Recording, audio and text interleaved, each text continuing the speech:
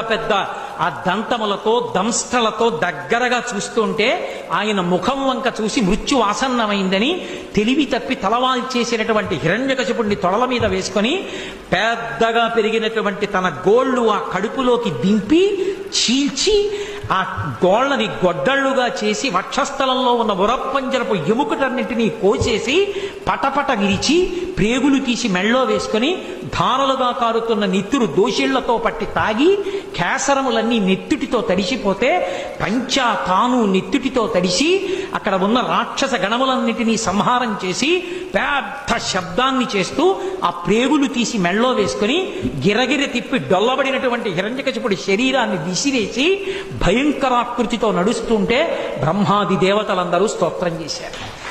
ఏమి నారసింహం, ఏమి అద్భుతం, ఏమి అవతారం! ఇంతమంది స్తోత్రం చేస్తే ఆయన ప్రసన్నుడు కాలేదు. అదే ఉగ్రభావనతో ఊగిపోతున్నాడు ఆయన.